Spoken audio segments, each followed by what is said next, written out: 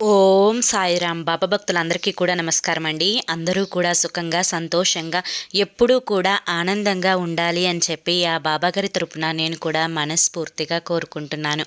ఈరోజు బాబాగారు అందించే సందేశం ఏంటి అంటే కనుక, తల్లి కళ్ళు మూసుకొని ఒక 2 నిమిషాలు ఇది విను చాలు. ఈరోజు మళ్ళీ రాదు. 3వ నిమిషంలో నువ్వు కోరుకున్నది ఏదైనా కానీ అది నీ కళ్ళ ముందు ఉంటుందమ్మా అని చెప్పి ఏదో ఒక తెలియని సందేశాన్ని ఈరోజు బాబాగారు మనకి అందించాలి అనుకుంటున్నారు. మరి బాబాగారు ఏ సందేశం అందించినా కూడా అది మన మంచి కోసమే అయి ఉంటుంది అని చెప్పి మనందరికీ కూడా తెలిసిన విషయమే కదా. మరి సందేశం వినే ముందు ఎవరికైతే బాబాగారు అంటే నమ్మకం ఉంటుందో వారందరూ కూడా ఈ వీడియోకి ఒక చిన్న లైక్ ఇచ్చి కింద కామెంట్ సెక్షన్లో ఓం సాయిరామ్ అని చెప్పి టైప్ చేయండి. ఇక చాలామంది కూడా గురువుగారి గురించి అడుగుతున్నారు. అక్క, ఎన్నో రకాల సమస్యలతో ఇబ్బంది పడుతున్నాము, మీకు తెలిసిన గురువుగారి గురించి చెప్పండి అక్క అని చెప్పి అడుగుతున్నారు. శ్రీ షిరిడి సాయిబాబా ఆశీస్సులతో జ్యోతిష్యం చెప్పబడును. గురూజీ శివరామరాజు గారు. Phone number 9994222552. మీరు ఇప్పటి వరకు ఎన్నో చోట్ల జ్యోతిష్యం అనేది చెప్పించుకొని విసిగిపోయి ఉంటారు. మీరు కోరుకున్న మార్పులు అనేవి మీ జీవితాలలో జరిగి ఉండకపోవచ్చు. మీ సమస్యలు ఏవైనా కానివ్వండి, వాటిని తీర్చుకోవడం కోసం ప్రేమ, పెళ్ళి, ఉద్యోగం, రాజకీయం, సంతానం లేక ఇబ్బంది పడుతున్నా కానీ, భార్యాభర్తల మధ్య గొడవలున్నా కానీ, అప్పుల సమస్యలున్నా కానీ, శత్రు సమస్యలున్నా కానీ, ఇలా ఎటువంటి సమస్యలకైనా కానీ గురువుగారి దగ్గర చక్కటి పరిష్కారం దొరుకుతుంది. ఈ గురువుగారు చెప్పింది చెప్పినట్లు 100% జరుగుతుంది. కనుక వెంటనే మీకున్న సమస్యల నుంచి బయటపడి ఆనందంగా జీవితాన్ని జీవించడం కోసం గురువుగారికి ఇప్పుడే కాల్ చేయండి. వెంటనే కాల్ చేసి సమస్య నుంచి బయటపడండి. ఇక బాబాగారి యొక్క సందేశం విషయానికి వస్తే కనుక, తల్లి కళ్ళు మూసుకొని ఇప్పుడు నేను చెప్పేది 2 నిమిషాలు విను చాలు. 3వ నిమిషంలో నీ కోరిక ఏదైనా కానీ అది జరిగి తీరుతుంది అని చెప్పి మనకి బాబాగారు ఒక సందేశాన్ని చెప్పాలని వచ్చారు. మరి ఈ సందేశంలో ఉండే ఆంతర్యం ఏంటో మనం తెలుసుకోవాలి అనుకుంటే కనుక ఈ చిన్న కథ చివరి వరకు చూస్తేనే మీకు అర్థమవుతుంది. ఒక ఊర్లో ఒక వ్యక్తి ఉన్నాడు. ఆ వ్యక్తి తన యొక్క చిన్న వయసులో చాలా సంతోషంగా అమ్మ, నాన్న, నాయనమ్మ, అమ్మమ్మ, తాతయ్యలతో చాలా ఆనందంగా ఉండేవాడు. ఇలా తను కొంచెం కొంచెంగా సంవత్సరం పెరిగే కొద్దీ తన వయసు కూడా పెరుగుతూ వచ్చింది.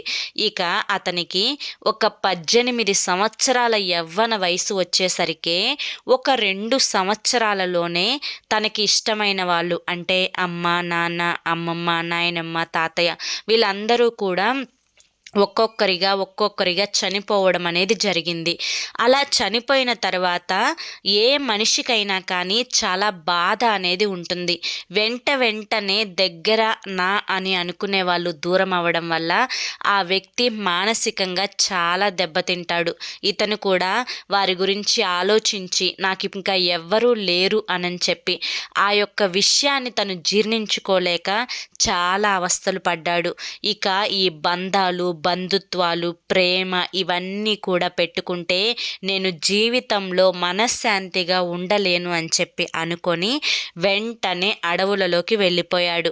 అడవులలోకి వెళ్ళిపోయి అక్కడ ఒక గురువుగారి దగ్గర తనకి జరిగిందంతా కూడా చెప్పి తనకి ధ్యానం నేర్పించమని చెప్పి అడిగాడు. ఇక ఆ గురువుగారు కూడా సరేనని చెప్పి అతనికి ధ్యానం చేయడం అనేది నేర్పించాడు. కొన్నాళ్ళకి ఆ గురువుగారు కూడా అక్కడి నుంచి వెళ్ళిపోయారు. ఇక తర్వాత అతనే చాలా సంవత్సరాలు అడవులలో ఉంటూ ఏదో నచ్చిన ఆకులు, ఫలాలు తింటూ పొట్టని నింపుకుంటూ చాలా సంవత్సరాలు అడవుల్లోనే ఉంటాడు. తరువాత హిమాలయాలకు వెళ్ళిపోతాడు. హిమాలయాలకు వెళ్ళిపోయి అక్కడ కూడా కొన్ని సంవత్సరాలు అనేది దైవ ధ్యానంలో మునిగిపోయి తరువాత హిమాలయాల నుంచి ఒక ఊరు అనేది వస్తాడనమాట. అక్కడికి వచ్చిన తర్వాత ఇతను హిమాలయాల నుంచి వచ్చిన గురువుగారు అని చెప్పి అందరికీ కూడా తెలిసిపోయింది. పెద్ద పెద్ద రాజులు, మంత్రులు, చాలా పెద్ద వయసులో ఉన్నవారు, చాలా ధనం ఉన్నవాళ్ళు ఎంతోమంది ఈ గురువుగారి దగ్గరికి వచ్చి అతని యొక్క సమస్యలు చెప్పి ఆ సమస్యలకు తగిన పరిష్కారాన్ని తెలుసుకొని ఆనందంగా అక్కడి నుంచి వెళ్ళిపోయేవారు.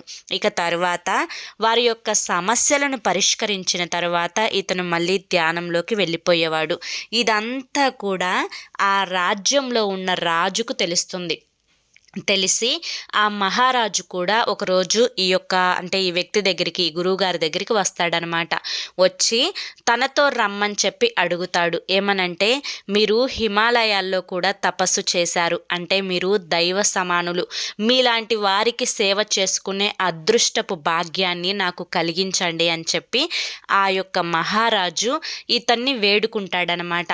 ఇక స్వయంగా మహారాజే ఇలా వచ్చి అడిగేసరికి ఎక్కడున్నా కానీ నేను ధ్యానం చేసుకుంటే చాలు కదా అన్న ఉద్దేశంతో ఆ యొక్క స్వామీజీ అంటే ఆ గురువు అతని యొక్క రాజమందిరానికి వెళ్తాడనమాట రాజుతో పాటు. ఇక మహారాజు అక్కడికి వెళ్ళిన తర్వాత అతనికి కూడా ఒక మంచి రాజకోటని ఇస్తాడు. కొంతమంది వ్యక్తులను అంటే పని వాళ్ళను ఆ యొక్క ముని దగ్గర పెట్టి, అంటే ఆ యొక్క సన్యాసి దగ్గర పెట్టి అతనికి ఏం కావాలి, ఎప్పుడు ఏం తింటాడు, ఎప్పుడు ఏ టైంలో పడుకుంటాడు, అతని యొక్క మంచి చెడు సపర్యలన్నీ కూడా వారిని చూడమని చెప్పి చెప్తాడనమాట. ఇలాగే కొంతకాలం గడుస్తుంది. ఆ యొక్క వ్యక్తులు కూడా, అంటే అతని కింద పెట్టిన పని వాళ్ళు కూడా టైంకి అతనికి ఫుడ్డు, ఇక సమయానికి బెడ్ అనేది సెట్ చేయడము, ఇక ఇలా అన్నీ కూడా మంచి చెడు చూసుకుంటూ ఉన్నారనమాట. ఇలా కొన్ని రోజులు గడిచిపోయిన తర్వాత ఒకరోజు మహారాజు ఏదో రాజ్యపు పని మీద పక్క ఊరికి వెళ్తాడు. అలా పక్క ఊరికి వెళ్ళి కొన్ని రోజులు అక్కడే ఉండిపోతాడు. ఇక రాజు లేడు అని చెప్పి ఆ రాజ్యంలో పనిచేసే వాళ్ళకి కొంచెం భయం అనేది తక్కువ అవుతుంది. ఈ యొక్క గురువు దగ్గర పెట్టిన పని వాళ్ళు కొన్ని రోజులు పనికి రావడం కూడా మానేస్తారు.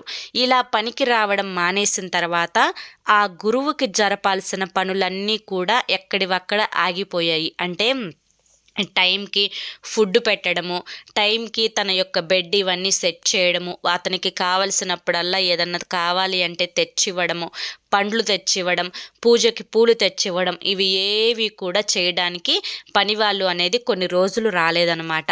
ఇక ఇలా రాక ఉండి ఆ పనివాళ్ళు కూడా మానేస్తారు. ఇక ఆ రాజ్యంలో ఉన్న పనిని చూసుకొని మళ్ళీ మహారాజు తిరిగి వస్తాడు. మహారాజు తిరిగి వచ్చిన తర్వాత ఈ యొక్క గురువుకి చాలా కోపం వస్తుంది. కోపం వచ్చి చాలా పరుగున అతని దగ్గరికి వెళ్ళి, మహారాజా, నువ్వు నన్ను చూసుకోలేనప్పుడు నన్ను ఇక్కడికి తెచ్చి ఎందుకు పెట్టావు? నువ్వు నన్నేదో తెచ్చావు, పెట్టావు, సపర్యలు చేస్తున్నావు అని చెప్పి అనుకుంటున్నావు. కానీ నువ్వు పెట్టిన పని వాళ్ళు నువ్వు వెళ్ళిన తర్వాత 2 రోజులు ఉన్నారు. తరువాత నా పనులనేవి నేనే చేసుకుంటున్నాను. నీకు అంతగా నన్ను చూడడం ఇష్టం లేకపోతే నేను ఇక్కడి నుంచి వెళ్ళిపోతాను. నన్ను ఇక్కడికి ఇలా పిలిచి అవమానం చేయడం ఎందుకు అని చెప్పి అడుగుతాడనమాట. ఇక మహారాజుకి చాలా బాధ వేస్తుంది. ఇక ఆ గురువుతో చెప్తాడు, స్వామి, ఇప్పటి వరకు జరిగిన తప్పిదంకు నన్ను క్షమించండి. నేను వేరే పని మీద వేరే రాజ్యానికి వెళ్ళాను. వీరు ఇలా చేసే సంగతి నాకు తెలియదు. ఇందులో నా తప్పేమీ లేకపోవడం వల్ల మీరు తప్పకుండా నన్ను క్షమించండి. ఇక నుంచి మీకు ఏ లోటు రాకుండా నేనే స్వయంగా దగ్గరుండి మిమ్మల్ని చూసుకుంటాను అని చెప్పి చెప్తాడనమాట. ఇక అలా చెప్పిన తర్వాత ఈ మహారాజే ఆ యొక్క గురువుకి సేవలు చేసుకుంటూ చాలా రోజులు అనేది గడిపేస్తాడు. ఒకరోజు చాలా ముఖ్యమైన పని మీద అతను వేరే రాజ్యానికి వెళ్ళాల్సి వస్తుంది. ఇక అలా వేరే రాజ్యానికి వెళ్ళేటప్పుడు ఆ యొక్క గురువుకి ఇలా సంగతి, నేను ఇక్కడికి వెళ్ళాలి అని చెప్పి చెప్తాడనమాట. అలా చెప్పి తన యొక్క పూర్తి బాధ్యతలను మహారాణికి అప్పచెప్తాడు. అంటే ఆ మహారాజు యొక్క భార్యకి అప్పచెప్తాడనమాట. తన యొక్క మంచి చెడులు అన్నీ కూడా తనే స్వయంగా దగ్గరుండి చూసుకోమని చెప్పి, ఏ లోటు తనకి రాకుండా చూడమని చెప్పి, ఏవి సమయానికి ఎలా జరగాలో అవన్నీ కూడా ఖచ్చితంగా జరిగి తీరాలి అని చెప్పి చెప్తాడనమాట. ఇక దానికి మహారాణి కూడా ఒప్పుకుంటుంది. అతని పని మీద వెళ్ళిపోతాడు. ఇక ఈ మహారాణే ఆ యొక్క సన్యాసి గదిలోకి వెళ్లకుండా బయటే ఉండి సమయానికి ఫుడ్డు అన్నీ కూడా, పండ్లు, పూజకి పూలు అన్నీ కూడా అందిస్తుందన్నమాట. అతనికి ఏ బాధ లేకుండా చూసుకుంటుంది.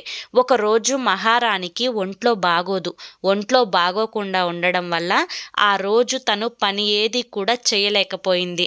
కనీసం తన నోట మాట రావడం కూడా కష్టమైపోయిందనమాట. ఇలా తను ఒక్కటే ఆ గదిలో కూర్చొని బాధపడుతూ అనారోగ్యంతో ఉంటుంది.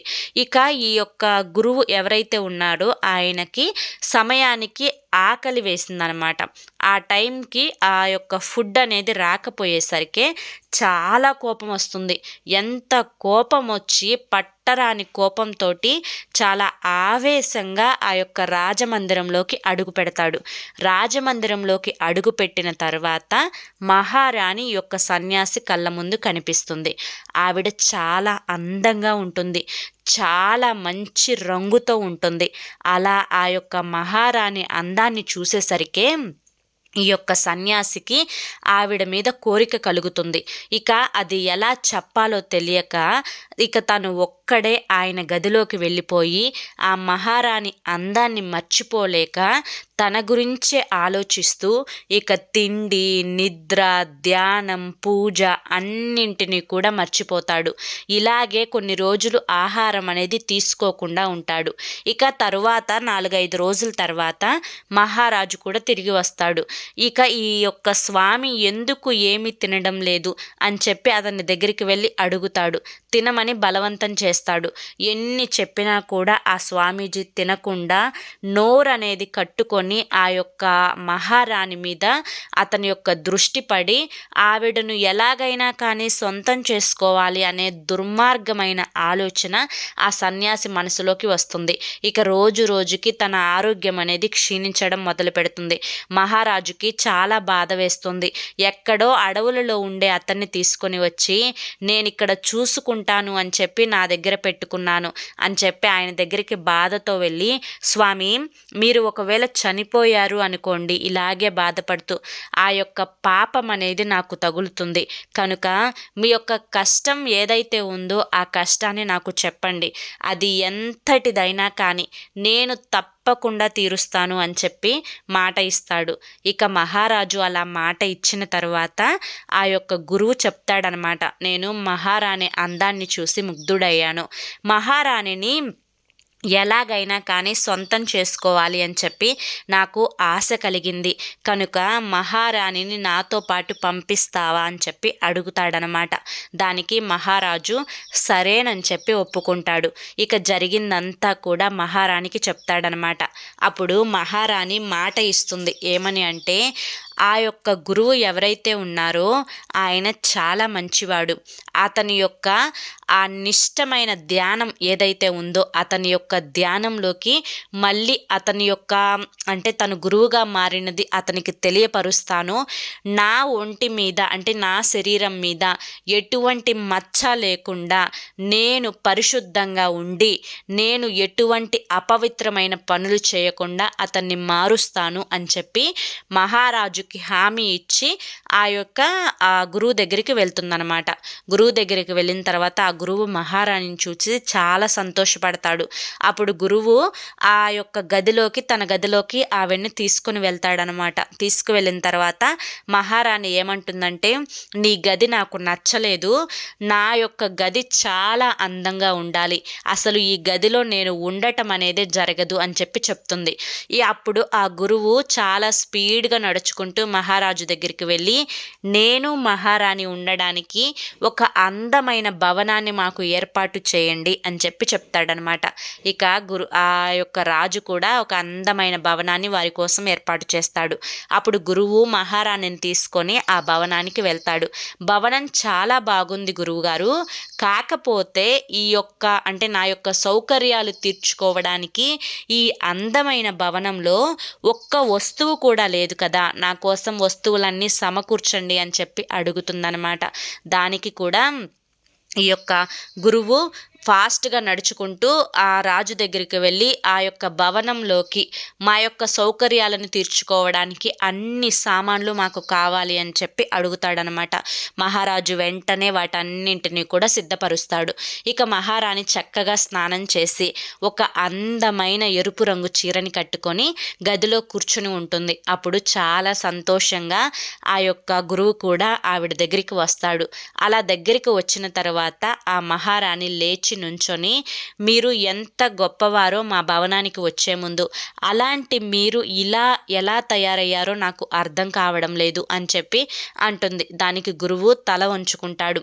ఇక నీకు ఇక్కడికి వచ్చే ముందు ఎటువంటి స్వార్థము లేదు, ఎటువంటి కామము లేదు, ఎటువంటి లోభము లేదు, ఎటువంటి కోరిక లేదు. వాటన్నింటి నుంచి తప్పించుకోవడం కోసమే మీరు చాలా సంవత్సరాలు హిమాలయాలకు వెళ్ళి ధ్యానం చేసి వచ్చారు. మీ దగ్గరకు పెద్ద పెద్ద రాజులు, పెద్ద పెద్ద మంత్రులు, చాలా ధనవంతులు కూడా వచ్చి మీ పాదాల దగ్గరకు వచ్చి కూర్చొని వారి యొక్క సమస్యలను పరిష్కరించుకునే అంత గొప్ప స్థానంలో మీరు మొన్నటి వరకు ఉన్నారు. కానీ ఇప్పటి రోజున మీ మీద నాకున్న విలువ అంతా కూడా పోయింది అని చెప్పేసరికి ఒక్కసారిగా 2 అడుగులు వెనక్కి వేస్తాడు ఆ గురువు. నిజమే మహారాణి, నేను తప్పు చేస్తున్నాను అని మీరన్న ఈ ఒక్క మాటతో నాకు అర్థమైపోయింది. నేను చిన్నప్పుడు ఎన్నో కష్టాలు పడ్డాను. నా అనుకునే వాళ్ళందరినీ కూడా దూరం చేసుకున్నాను. ఎటువంటి కామం, లోభం, కోరికలు ఉండకూడదు అన్న ఉద్దేశంతోనే హిమాలయాల్లోకి వెళ్ళి ధ్యానం చేసుకున్నాను. దైవానికి చాలా దగ్గరగా ఉన్నాను. కానీ ఎప్పుడైతే ఈ రాజమందిరంలోకి వచ్చానో అప్పటి నుంచి నేను ఏవి కూడా కోరుకోకుండానే నా కళ్ళ ముందుకు వచ్చేసరికే నాకు అన్నీ కూడా మర్చిపోయేలా చేసింది ఈ యొక్క ఆ ధనం అనేది. కనుక అంటే ఇక ఇవన్నీ చెప్తూ ఉండంగానే మహారాణి అంటుంది, ఒకరోజు మీకు సమయానికి భోజనం రాలేదు అని చెప్పి చాలా ఆవేశపడ్డారు, మహారాజుని కూడా చాలా కోపగించుకున్నారు అని అనేసరికి అప్పుడు చాలా నెమ్మదిగా ఆ గురువు ఏం చెప్తాడు అంటే, అవును మహారాణి, నేను అడవులలో ఉన్నప్పుడు సమయానికి నేను ఏది కూడా తినేవాడిని కాదు. కొన్ని రోజులు నేను పస్తులు కూడా ఉండేవాడిని. కానీ ఇక్కడికి వచ్చిన తర్వాత మహారాజు నాకు రుచికరమైన భోజనాన్ని ఏర్పాటు చేశారు. ఆ యొక్క భోజనపు రుచికి నా ఒంట్లో కోరికలు, కామాలు ఇవన్నీ కూడా కలిగాయి. కనుక నేను చేసింది తప్పు మహారాణి, నన్ను క్షమించండి అని చెప్పి నమస్కరించి అక్కడి నుంచి మహారాణిని తీసుకొని మహారాజు దగ్గరికి వెళ్తాడు. తన చేసిన ఆ తప్పులన్నింటినీ కూడా క్షమించమని చెప్పి మహారాజుని అడుగుతాడు. అప్పుడు మహారాజు, మీరు చాలా పూజ్యులు, గురువులు, మీరు నాకు నమస్కారం చేయకూడదు స్వామి అంటే, అప్పుడు ఆ యొక్క గురువు ఏం చెప్తాడు అంటే, ఏ మనిషికైనా కానీ ఒక 3 లక్షణాలు అనేవి ఉండకూడదు.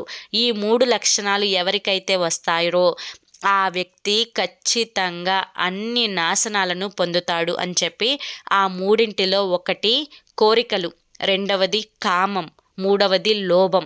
ఈ 3 వ్యక్తులు మానవుని యొక్క పతనానికి కారణాలు. కనుక ఆ 3 అనేది మనిషికి వచ్చినప్పుడు వాటిని కంట్రోల్ చేసుకొని వాటి నుంచి ఎలా బయటపడాలి అని చెప్పి తెలివిగా ఆలోచించుకొని వాటి జోలి వెళ్ళకుండా ఎప్పుడు అవసరానికి ఏది మనకి ఎంతవరకు అవసరమో, ఏది మనదో ఏది మనది కాదో అని చెప్పి జాగ్రత్తతోటి ఒక అవగాహనతోటి ప్రవర్తించిన నాడు ఆ మనిషి జీవితాంతం కూడా చాలా సంతోషంగా ఉంటాడు అని చెప్పి ఆ యొక్క గురువే మహారాజుకు చెప్పి అక్కడి నుంచి అడవుల్లోకి వెళ్ళిపోతాడనమాట. అయితే ఈ కథ ద్వారా బాబాగారు మనకి చెప్పాలనుకుంటుంది ఏంటి అంటే కనుక, తల్లి ఇప్పుడు కళ్ళు తెరువు, ఇప్పుడు నేను చెప్పిందంతా కూడా నీకు అర్థమైంది కదా. కనుక ఇప్పుడు ఈరోజు నేను చెప్పింది మళ్ళీ నువ్వు జీవితంలో వినకపోవచ్చు. అంటే ఇదే కథ అనేది నీకు మళ్ళీ వినిపించడం అనేది జరగకపోవచ్చు. కనుక ఇదే మనసులో పెట్టుకో. ఏవైతే మానవుని యొక్క పతనానికి 3 కారణాలు ఉన్నాయో ఆ 3 కారణాలు ప్రతి మనిషికి కూడా వస్తూనే ఉంటాయి. కానీ వాటిని ఎప్పుడు, ఎక్కడ, ఎంతవరకు, ఎవరితో ఉపయోగించాలి అనేది మనిషికి పూర్తిగా తెలిసి ఉండాలి. అప్పుడే ఆ మనిషే ఎటువంటి కర్మలను దగ్గరికి తెచ్చుకోకుండా ఎప్పుడూ కూడా సంతోషంగా ఉంటాడు. అప్పుడే నువ్వు కోరుకున్నవన్నీ కూడా నీకు జరుగుతాయి అని చెప్పి ఈరోజు బాబాగారు మనకి ఈ కథ ద్వారా బాబాగారు చెప్పాలి అనుకుంటున్న సందేశాన్ని అందించారండి. మరి ఈ కథలో ఎంత అర్థం ఉందో కదా. మానవుని యొక్క పతనానికి ఏం కారణాలు కూడా తెలిసాయి కదా. మరి ఈ కథ బాబాగారు అందించిన ఈ సందేశం మీ అందరికీ కూడా నచ్చింది అనుకుంటున్నాను.